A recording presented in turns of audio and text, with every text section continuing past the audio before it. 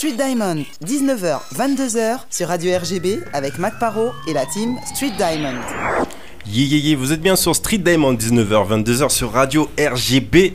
Et on était en train de s'ambiancer calmement. Il y a des sons comme ça qui t'ambiancent. Calmement. Ouais, calmement. Oui, c'est vite dit quand même. Hein. Sur le live, l'enjaillement. Sur le live Facebook, on vous voit. Bonsoir. Voilà. Parce que Kenny n'a pas mis l'image sur le Street Diamond là. Il a préféré laisser le public pouvoir vous enjailler. Non mais c'est un blagueur, Kenny. C'est pas très sympa ça en fait. C'est pas sympa. On coupera au montage. Ça j'aime bien. Hein, ça me plaît plus. Donc on est là pour parler de pas mal de choses différentes avec Florence, mais la principale étant le dernier projet de Florence Napri. Le projet s'appelle Dans la peau de Mano, qui s'inspire de la vie de Manuela Pioche. C'est ça. On va parler begin, on va parler musique, on va parler tradition, on va parler spectacle, parce que c'est un spectacle à part entière. Et c'est Kelly qui va en dire un petit peu plus sur toi. Ok, j'écoute.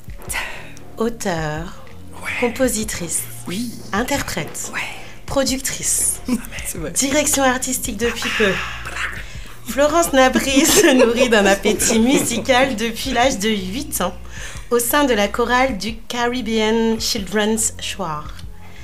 Sarah Vaughan et Ella Fitzgerald ont fait partie très tôt de son identité artistique, puis s'en est venue la soul décontractée d'Erykah Badu.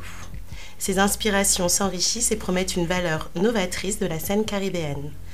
Tout registre confondu, Florence a collaboré avec Franz Lorach, Tony Chasseur, Mario Canonge ou encore Patrice Ullmann, entre autres, parce que la liste est beaucoup plus exhaustive.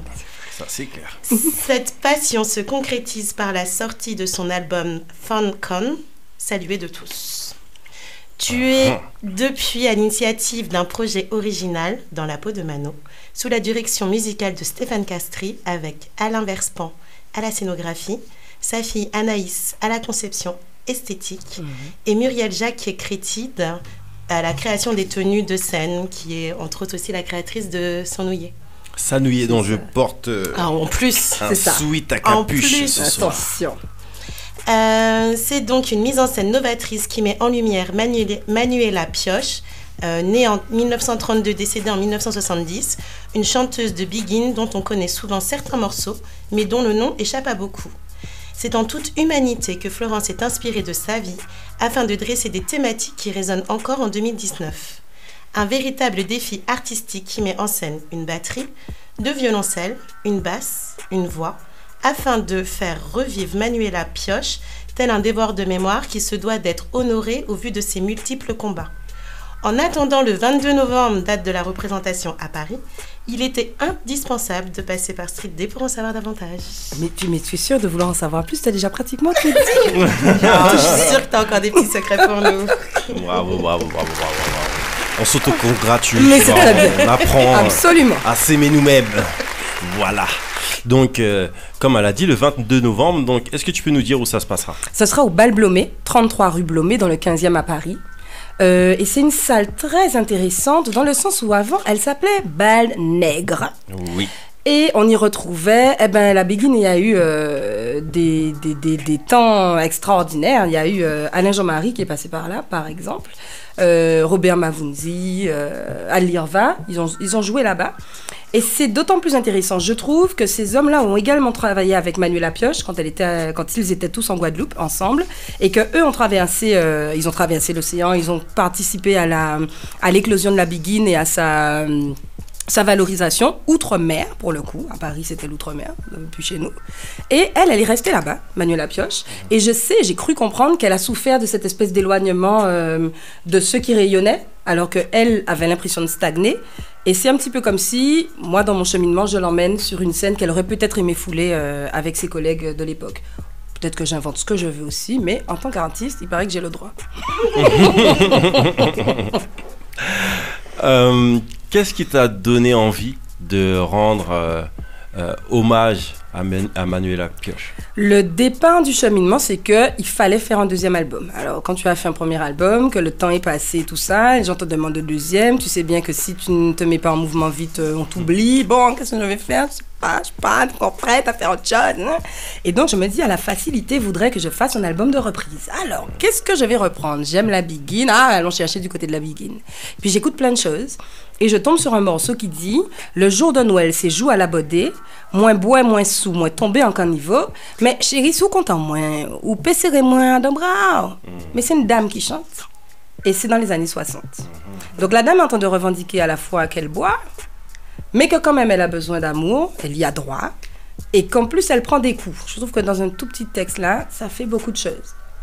Et je cherche et je repère son nom, Manuela Pioche. Ça me dit vaguement quelque chose. Et je me rappelle que moi, je chante sur mon album, je chante un medley Biguine dans lequel il y a Doudou Papléré. Et Doudou Papléré, c'est... bon, ça, Jacques a fait des ans nous mailler, nous bien ensemble. Enfin, si on a fait un petit pas de côté, c'est pas très grave. C'est la même dame, dans les mêmes années, qui est en train de dire, bon, moi, je suis un petit peu infidèle, c'est pas dramatique. Il y a un petit décalage avec ce que moi je connais de la Guadeloupe des années 60 et des femmes de l'époque. C'est bizarre, celle-là. Qu'est-ce qu'elle raconte? Et je vais fouiller un peu plus. J'écoute un peu tout son répertoire. Et il y a plein de choses qui parlent d'amour. Il y a plein de choses un petit peu mièvres. C'est peut-être pas le mot qui... Voilà, c'est très doux, très gentil, très habituel. La façon de chanter l'amour habituel. J'ai mal au cœur, tu es parti, je pense à toi et ce genre de choses. Et en même temps, il y a les deux morceaux dont je vous ai parlé et un autre titre qui s'appelle Guadeloupe et un doubout, où là, on est vraiment dans le militantisme. La Guadeloupe est pleine de richesses. Il faut pas les perdre et les reconnaître. Et puis, il y a plein de choses comme ça dans son répertoire aussi. Et donc, je me demande d'où vient cette dame et comment ça se fait que moi, je ne la connaisse pas, alors que j'aime beaucoup la Biguine, que j'ai eu l'occasion d'en chanter beaucoup et que je suis passée à côté d'un morceau que moi-même j'interprète allègrement mais sans savoir d'où il vient. Alors elle était ni autrice ni compositrice, uniquement interprète. N'empêche, c'est quand même elle qui porte le morceau, c'est elle qu'on voit sur scène et c'est elle qui chante ces mots-là. Je trouve ça extraordinaire. Et alors je cherche sur internet et je trouve presque rien. Si un truc, c'est qu'elle était probablement alcoolique et qu'elle avait une vie dissolue. Alors une vie dissolue, ça devait vouloir dire qu'elle avait des rapports sexuels avec quelqu'un qui n'était pas son mari. Elle n'était pas mariée? Elle n'était pas mariée. Aïe, non, aïe, catastrophe. C'est inadmissible. Il faut aussi dire aux gens que le droit de vote des femmes n'est pas autorisé. Ça date de cette époque. Donc il faut remettre vraiment les choses dans leur contexte. Tout à fait. Eh bien, elle est... À mes yeux, à ce moment-là, elle est absolument avant-gardiste, cette femme qui porte sa différence aussi fort et puis qui revendique une certaine liberté. Alors moi, je suis embêtée à ce moment-là parce que j'ai pas plus d'informations que ça. Et je trouve ça un peu maigre. Et je trouve ça aussi injuste qu'une telle artiste n'ait pas plus de... Enfin, qu'elle n'existe pas plus que ça, quoi. Ni dans ma mémoire à moi, ni dans celle des gens que j'interroge, finalement, ni sur Internet, alors que quand même, c'est là qu'on trouve tout. Qu'est-ce qui se passe ? Et l'idée de faire un album de reprise ne fonctionne plus, évidemment. Un truc tout con, ça peut pas marcher avec un tel personnage. Et je me dis qu'il faut aller chercher plus loin. Et alors, je commence à interroger des gens qui l'ont connue, parce qu'il en reste plein. Finalement, elle aurait eu 80 ans si elle était encore en vie. Donc, il reste des gens qui l'ont connue, qui ont travaillé avec elle. Et je glane des infos, des anecdotes, des choses comme ça. Et l'idée me vient de reprendre ces titres en transformant la musique pour qu'il y ait un intérêt artistique musical et en même temps en proposant un concert qui soit mis en scène d'une façon un peu particulière. Donc il n'y a pas une chanteuse au milieu avec des musiciens qui l'accompagnent derrière, c'est vraiment une occupation de l'espace un peu très spéciale, des musiciens qui sont partie prenante du spectacle et moi qui suis à la fois la voix de Manuela Pioche et la mienne. Parce que l'autre chose qui m'a intéressée chez elle, c'est que plus je cherche et plus je vois des points, des rapports entre nos deux vies à 60 ans d'intervalle. Il y a les sujets qu'on choisit de défendre en chanson. L'alcool déjà. L'alcool, hein, d'abord, dit-il aujourd'hui en particulier. Aujourd'hui. Mais enfin, nous n'allons pas dévoiler la vie des gens. Alors, j'ai fait une gueule de bois. Oui, c'est vrai. Merci à la Everfresh Party. Merci Calice. Non, l'alcool ne faisait pas vraiment partie des points communs entre elle et moi. C'était pas vraiment... C'est le seul qui l'a retenu. Tu te rends compte? Non, mais on va travailler à ce que l'image de Manuela Pioche change dans la mémoire. C'est tout l'intérêt. Non, mais alors, il y a des trucs tout bêtes. Comme elle est morte à Loricisque. Moi, j'ai grandi à Loricisque. Je pense que là où j'ai habité, c'est en face des petites cases où elle a vécu. Il y a ça, il y a dans les trucs tout bêtes et pas super glorieux. Quand elle a commencé sa carrière, elle n'était pas super bonne en termes de tempo, quoi. Garder le tempo dans la musique, c'est-à-dire la vitesse à laquelle ça va, c'était pas son fort. Ah, mais moi non plus. Hein, et les copains musiciens, ils le savent bien, ils continuent à en rire beaucoup. Enfin, hein. Et puis il y a les choses un petit peu plus, les choses qui grattent un petit peu plus fort. Alors il y a les choses dont on parle, hein, la place de la femme, revendiquer la liberté, se retrouver dans un monde d'hommes, parce qu'à 60 ans d'intervalle, la musique ça reste quand même un monde d'hommes, et ta place de femme, il faut quand même continuer à la faire bien fort, c'est-à-dire que d'abord la chanteuse c'est une popote, et moi je suis pas une popote. Et l'idée d'être une popote, elle me plaît pas du tout. Mais bon voilà, les gars, il faut leur dire non, mais c'est vrai, je sais chanter, mais peut-être que je connais d'autres trucs. Et peut-être que quand je te demande de faire un truc, tu peux m'écouter. Peut-être que j'ai une légitimité, peut-être que j'ai ma place là devant toi. Peut-être même que j'ai ma place un petit peu au-dessus de temps en temps, ça arrive. Laisse-moi tranquille. Voilà, donc il y a ça.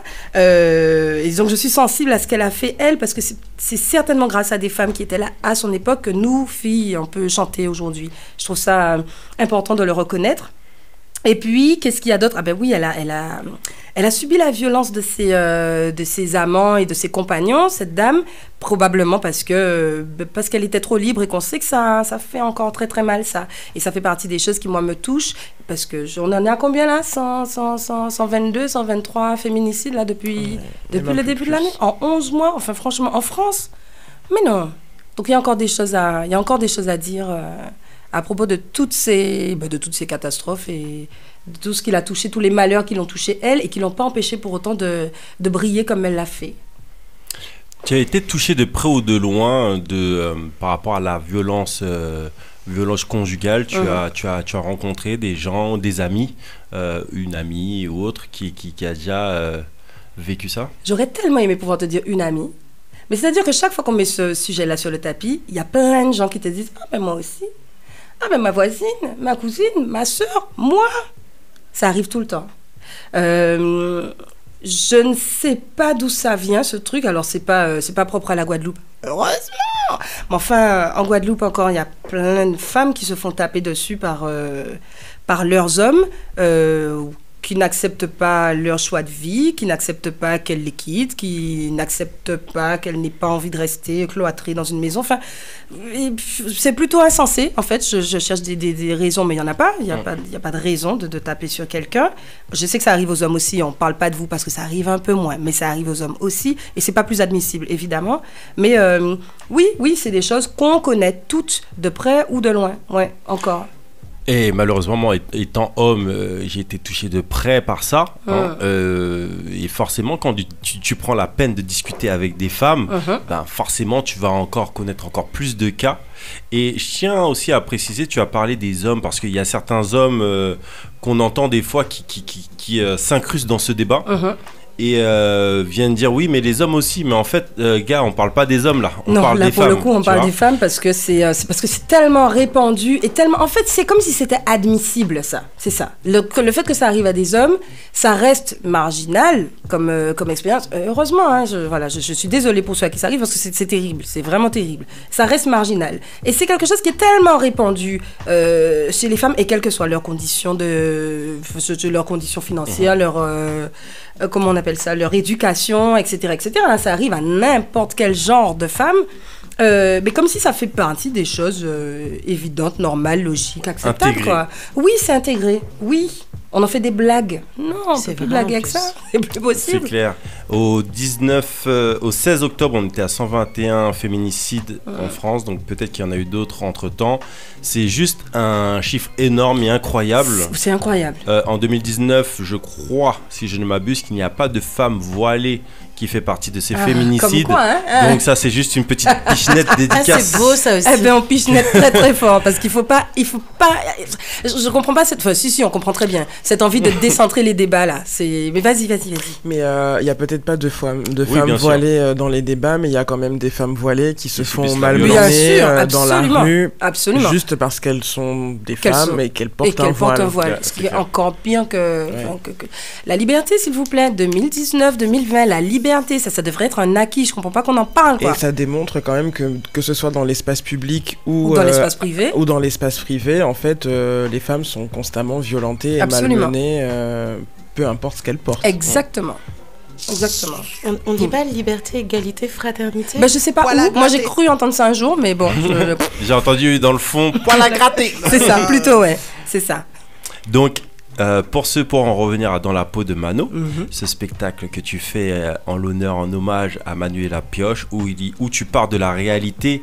Et bien sûr, tout le monde fait ça, hein, part de la réalité. Même dans les biographies, des fois, quand on fait un film, par exemple, je ne sais pas moi, sur tel, je sais pas, mettons quand Will Smith il a fait le film sur le boxeur Mohamed Ali, et même si sa vie est bien documentée, il y a quand même des choses, des disputes, par exemple les disputes, on connaît pas les dialogues des disputes. Non, c'est clair. Donc c'est on se permet d'inventer, bien sûr. C'est ça. Et moi pour le coup, je prétends pas du tout faire une biographie. C'est pas quand on vient voir le spectacle, c'est pas pour découvrir la vie de Manuela Pioche. Moi l'idée c'est de dire qu'elle a existé, qu'elle a fait des choses fantastiques et qu'elle a chanté les textes qu'on va entendre. Mais il y a une énorme dimension purement artistique où moi je m'évade, je profite de sa vie. En plus, de façon un petit peu égoïste, je profite de sa vie pour raconter aussi la mienne. Donc, il y a cette espèce de mélange, de va-et-vient. Oui, mais c'est ça. C'est aussi parce que quelque part, elle m'a nourri que je peux venir raconter le spectacle.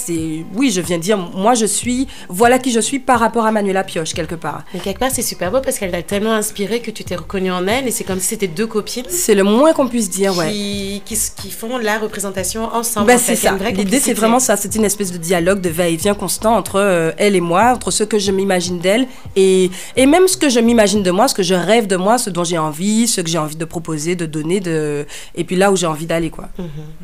Moi, j'ai trouvé très beau. Il y a plusieurs choses que j'ai kiffé par rapport. J'ai pas vu le projet, je sais qu'il a eu lieu en Guadeloupe. Et que les gens ont surkiffé. Un truc de malade mental. J'avoue. Parce que moi, j'ai regardé ça à distance quand je voyais les réactions des gens. J'ai fait wow, les gars, on a manqué un truc. C'est ça. Alors, j'étais en Guadeloupe en mars pour monter le spectacle parce que moi, j'avais des choses en tête. J'avais confié la musique à Stéphane Castry en lui demandant de m'arranger les morceaux selon dans telle et telle direction, mais en lui laissant beaucoup de liberté parce que je savais qu'il allait me faire des choses au poil de carotte. Stéphane Castry. C'est génial. Et puis, à distance, de l'autre côté, je discute avec Alain Verspan, qui est le scénographe du projet. Encore à distance, je suis avec Anaïs Verspan et puis on imagine une pin-up créole, qu'est-ce que ça pourrait donner à mi-chemin entre les années 60 et maintenant, en Guadeloupe, mais en s'inspirant de ce qui se passait aux États-Unis, à Paris, etc., etc. Mais tout ça, ça existe à des endroits différents de nos esprits. Et en mars, on réunit le tout et on travaille, on monte le spectacle en une semaine, en 5 jours, 5 jours chrono, quoi. Du lundi au vendredi. Ouais, challenge. Et puis, c'est super stimulant, c'est génial. Puis tout le monde est dedans et tout. Il y a 4 musiciens. Tu dors pas pendant 5 jours, en fait. Si tu dors en plus, parce que tu travailles tellement dans la journée qu'il vaut mieux que tu dormes pour le lendemain.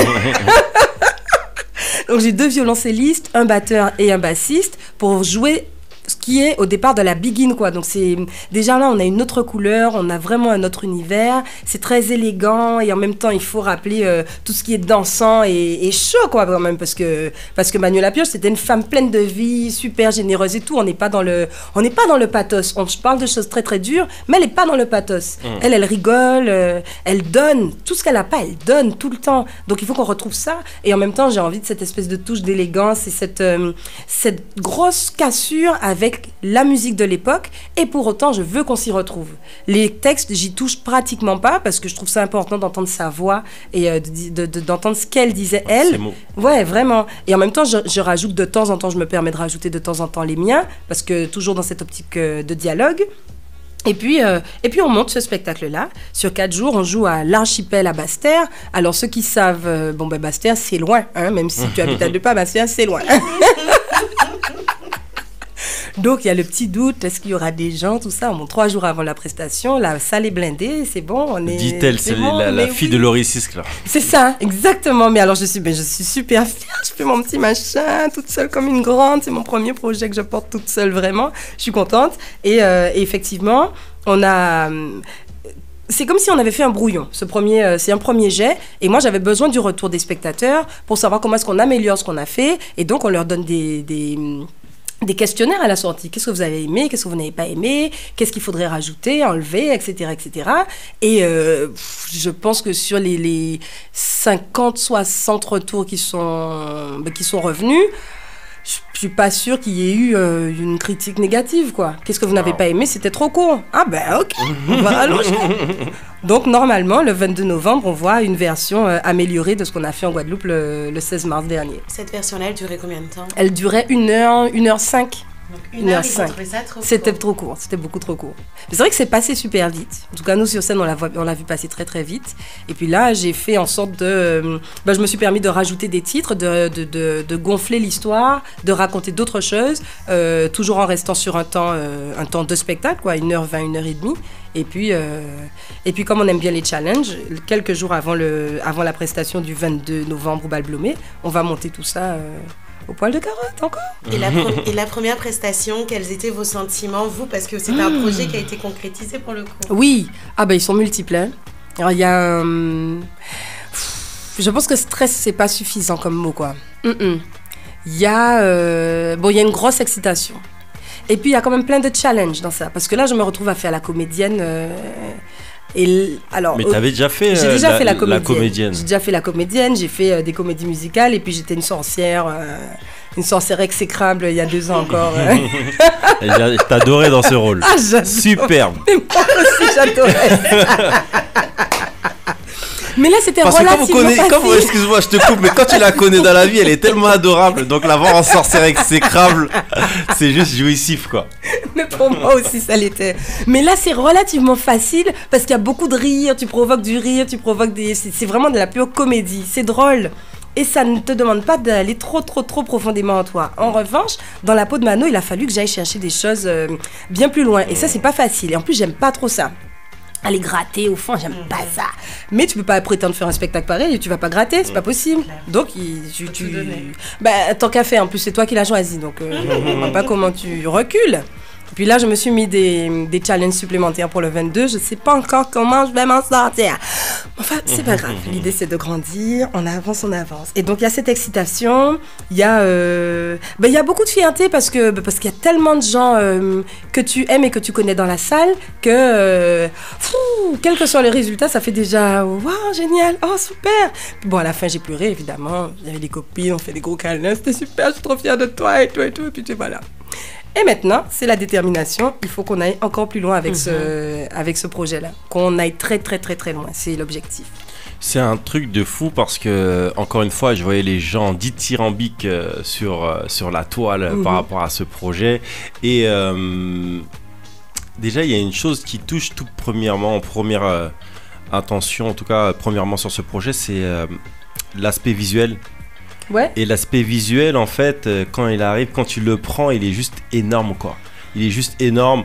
On te voit déjà, il y a cette photo où tu es de profil. Déjà, tu es super belle, n'est-ce pas déjà, Non, mais j'avais une super maquilleuse, une super coiffeuse et une super... tu es la base quand même. Il n'y a pas de base, ok. On est d'accord. Accepte le compliment. Non, on s'auto-congratule. Et bien sûr, il y a aussi la photo de Manuela Pioche qui comme si elle faisait partie de toi, de tes vêtements. Et on retrouve ce concept sur plusieurs photos. Et j'ai trouvé ça super stylé. Et notamment, il y en a même une qui est super stylée. C'est là où on te voit tout de noir. En fait, on voit ton ombre. Comme si tu étais une ombre. Et on voit tout le truc derrière, c'est fantastique. C'est incroyable. Mais ça, c'est un super travail de Zavibes. C'est waouh. Alors, il faut que j'en profite pour remercier tous les partenaires de ce projet-là. Il n'y a que des gens au top du top, quoi. C'est génial.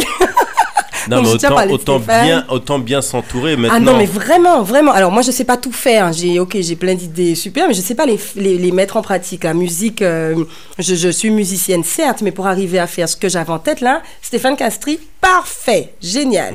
Ensuite, à l'inverse, moi, je suis pas du tout... on en a parlé, je fais la comédienne, mais je suis pas comédienne. J'ai commencé quand même à prendre des cours de théâtre cette année. On a dit que, voilà, on upgrade le tout. Donc, je prends des cours de théâtre. Mais c'était pas le cas l'année dernière, oui. Et donc, j'appelle Alain Verspan qui il emmène les gens à faire des choses dont ils se seraient pas cru capables, quoi. Et il le fait de façon très, très délicate, toujours en douceur et en subtilité. C'est génial, ça c'est top. On a parlé de Muriel Jacquet-Crétide et la marque Sanouillet qui a confectionné les vêtements, les tenues que j'ai sur scène, en complicité avec Anaïs Verspan. Anaïs, une perle, vous la connaissez. Anaïs Verspan, mais ça m'étonne pas du tout. Plasticienne, artiste dans l'âme, cette fille, elle est extraordinaire. Un cadeau supplémentaire. Et puis je tombe sur Zavibes qui me fait des photos à tomber par terre, et puis des vidéos, et puis des visuels. Oh, merci tous. Je sais pas citer tout le monde, mais merci tous. Et il y a aussi le site internet qui est super bien fait. Et tu sais, j'ai envie de dire un truc, c'est que, voilà, nous... Mesiweb. on reçoit pas mal d'artistes sur Street Demon. Et en fait, souvent, on va avoir la sensation qu'il manque des choses dans leur promo, dans la manière de projeter leur projet ou de montrer leur projet, tout simplement. Et en fait, le public, des fois, lui, il va juste taper le site internet, il va regarder, quoi. Ou même les financeurs. Oui. Et le truc, c'est que, par exemple, si tu tapes dans la peau de Mano.com, tu as un superbe site internet. Si tu vas sur Facebook, tu tapes dans la peau de Mano, tu as une page. Si tu vas sur Instagram, il y a dans la peau de Mano. Et je trouve que ça, c'est juste la base. Et qu'en fait, il y a beaucoup de gens qui n'ont pas cette base. Et que en fait c'est super important et le site encore une fois est super bien fichu. Même ton propre site aussi. Merci, mais c'est le même Mesiweb qui m'a fait les deux. Il est fantastique ce jeune homme aussi. Donc je vous dis, il y a que des gens top autour de moi. Et c'est ça aussi, c'est que on sait qu'il faudrait faire plein de choses. On sait. Mais on n'a pas le temps, on n'a pas toujours les ressources, on n'a pas les moyens, etc., etc. Pour ce spectacle-là, je me suis jurée de me donner les moyens de faire tout ce dont je rêve. Donc, même si ça prend du temps, même si de temps en temps il faut dire, bon, mais finalement, nous n'allons pas travailler ensemble parce qu'on ne va pas dans la même direction, même si plein de choses, j'essaie vraiment de m'entourer des gens qui vont réussir à emmener ce projet, à partager la vision que j'ai dans la peau de Mano et l'emmener aussi loin que ce dont j'ai envie, quoi. Et c'est pas parti du fait que c'est ton projet, que tu as imaginé quelque chose qui se concrétise au fil du temps, où ça se perfectionne et tu deviens un peu plus pointilleuse à chaque fois pour je sais pas. Finaliser au mieux. Je sais pas, je crois que je suis partie d'emblée avec cette idée-là. Je me suis dit, cette fois-ci, on ne choque pas. Parce que c'est facile de choquer, c'est beaucoup plus simple, c'est beaucoup moins cher, et puis ça va plus vite. Mais je me dis non, là on ne choque pas. Parce que je suis sûre, déjà parce que Mano vaut la peine, pour le coup, qu'on mette les moyens. La dame a disparu à 60 ans, et puis on l'oublie, les plus de 65 ans, ils vont disparaître, et nous on ne sait pas qui c'est. Et ils sont nombreux les artistes de chez nous dans cette situation-là. Ça m'embête. Alors bon, je ne vais pas pouvoir tous les ressusciter, mais enfin si je peux le faire pour une, avec plaisir. Et je me dis qu'elle vaut la peine qu'on y mette de l'énergie. Donc, dès le départ, je suis partie avec cette idée-là. On va faire en sorte que ce soit bien, le mieux possible. Et si ça peut être encore mieux, ben oui. Là, pour ça, tu parlais des financeurs. Eh ben, les gens, si vous voulez participer concrètement à tout ça, vous avez la possibilité de devenir des mécènes. Il y a un dossier de mécénat à votre disposition. Ça fait quoi, 60% de... Comment est-ce qu'on appelle ça, de machin fiscal, de déduction fiscale, exactement.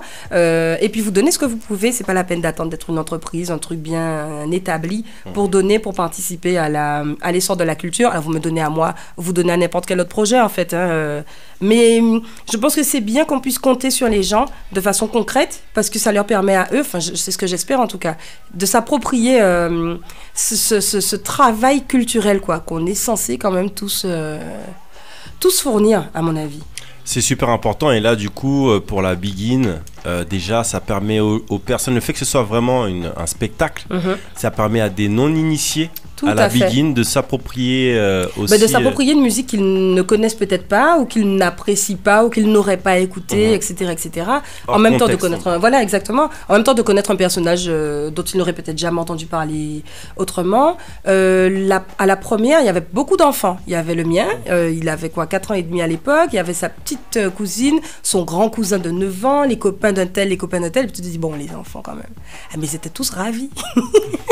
Il y a un truc qui est super par rapport à ce spectacle aussi, c'est que tout ce que vous trouvez par rapport, tous les dossiers, les photos, etc., que vous trouvez par rapport à Manuela Pioche, ils vont être remis aux archives départementales de la Guadeloupe. Et ça, c'est vraiment dans l'idée de la transmission. Ça, c'est super, ça. Ouais, c'est vraiment...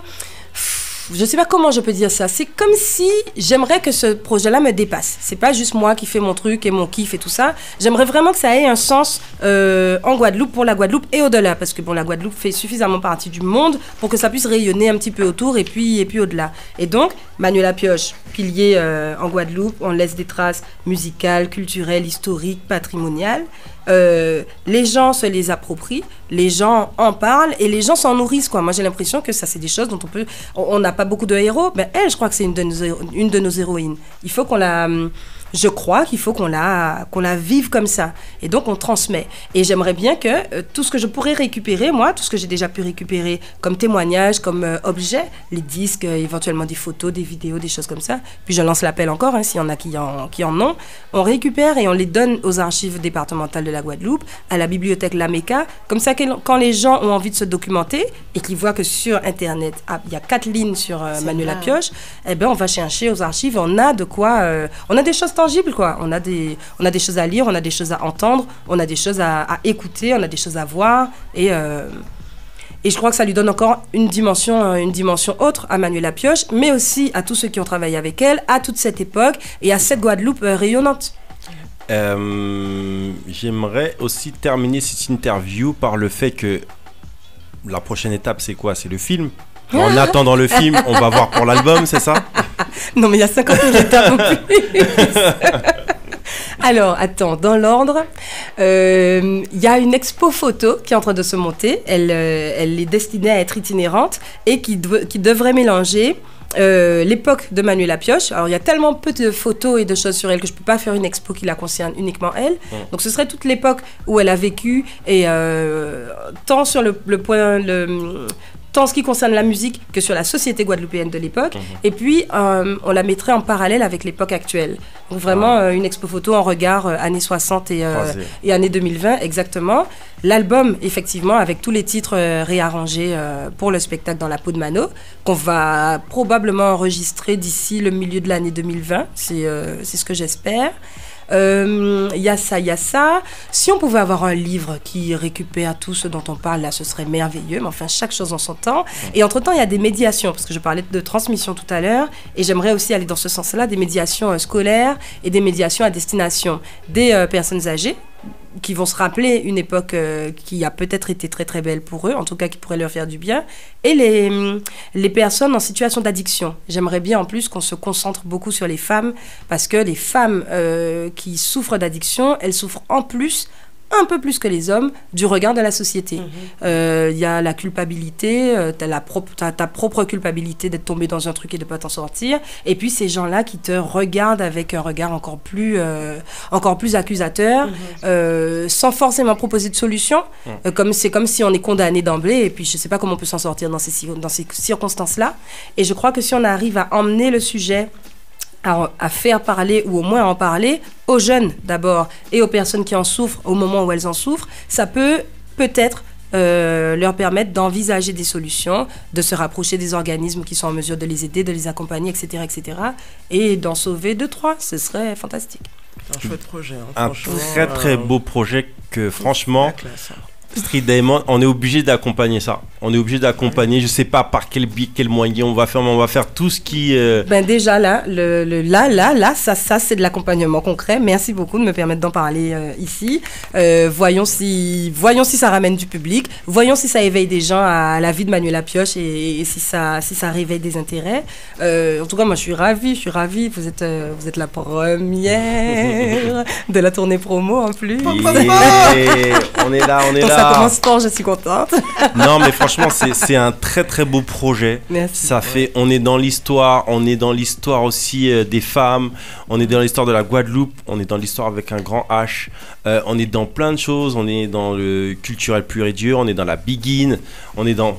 Tu touches tellement de choses et... Qui a une dimension sociale en plus. Mais il me semble que c'est super important. C'est ça qui l'a tuée, elle. C'est les regards des gens. Elle a vécu une vie magique en tant que chanteuse adulée. Et puis, au fur et à mesure qu'elle tombe dans l'alcool, les gens la regardent de moins en moins ou de plus en plus mal. Et puis, ils lui tournent le dos et elle se retrouve à mendier dans la rue. Elle meurt, elle a 37 ans. On ne sait même pas de quoi elle est morte. Elle a vécu... Non. On peut pas la laisser là. On doit la ressusciter. Wow. Phénix et tout. C'est pas possible. Waouh. Non, franchement, Florence. Tu sais que je te kiffe, hein, mais... Non, c'est un beau parallèle. Vraiment bien. Ouais, je te kiffe encore plus. On n'a même pas encore vu le spectacle qu'on a déjà fait. Ouais, il a intérêt à être à la hauteur. Moi, je suis fan de Florence depuis. Mais oui. Depuis. Et son formidable album, Funcon, que j'ai kiffé aussi. C'est vraiment... Florence, c'est quelqu'un d'humble, qui travaille dur, qui a travaillé pour beaucoup de personnes. Et je trouve que profiter de toutes ces rencontres pour créer un super projet comme celui-ci, c'est un projet énorme. Et c'est-à-dire que même si, voilà, il est plus énorme encore que tu pourrais le penser, il est peut-être plus énorme encore que ce que tu imagines, et que voilà, et ce projet mérite vraiment toute l'attention médiatique, au-delà des médias locaux, etc. Il mérite beaucoup, et de gens aussi qui calculent pas les Antilles, quoi, tu vois, que ce soit par rapport à l'histoire de la femme dans les Antilles ou de la femme dans les années 60, etc. Donc j'espère que tout le monde va entendre cet appel, c'est très très important. C'est aussi ce que j'espère. Je me dis qu'une Manuela Pioche chez nous, c'est exactement une Billie Holiday, une Edith Piaf. Il n'y a pas de raison qu'on la considère moins que ces femmes, dont tout le monde a toujours entendu parler et qui portent une bonne partie de l'histoire de leur pays respectif. Manuela Pioche, c'est une héroïne, j'en suis sûre. Si vous avez bien compris, il faut aller dans lapeaudemano.com. Dans la peau de Mano, vous pouvez aussi taper cela sur Facebook ou sur Instagram et vous pourrez être d'actu. Cliquez pour vous abonner. Oui, il y a même une chaîne YouTube. Attends, il y a une chaîne YouTube avec des vidéos et tout. Attendez, on plaisante pas. Je la promets pas, mais là... Donc voilà. Donc Florence, on te remercie d'être passée par chez nous. Je vous remercie de m'avoir invité. C'était très très important pour nous. Et on se souvient du 22 novembre 22 novembre au Bal Blomé, 20h30. Les billets sont déjà en vente. Et puis je suis contente, j'ai fait un petit point billet il n'y a pas longtemps là. Et puis ça part. Alors ne perdez pas votre... Il n'y a qu'une seule date. Il n'y a qu'une seule date à Paris pour l'instant. Paris 15e. Dépêche-toi. Moi non plus. C'est 33 rue Blomet dans le 15e. Dans le 15e. Et puis ensuite, on va partir faire une jolie tournée en Guadeloupe. L'ancien Bal Nègre. Il y a eu toute une polémique. On va le transformer, ce Bal Nègre. Et moi, ça me tient vraiment à cœur d'aller jouer dans des endroits comme ça pour montrer ce que nous, aujourd'hui, on propose. Nous, les nègres, mais c'est ça nous qu'a fait à présent. C'est ça. Voilà. T'entends pas ou quoi? Attends. L'émission s'appelle Street Diamond. C'est tous les samedis de 19h à 22h sur Radio RGB. Et on est obligé d'applaudir Florence. Bah ouais. Bravo, Florence. Merci. Je vous attends le 22 novembre. Allez. Et vous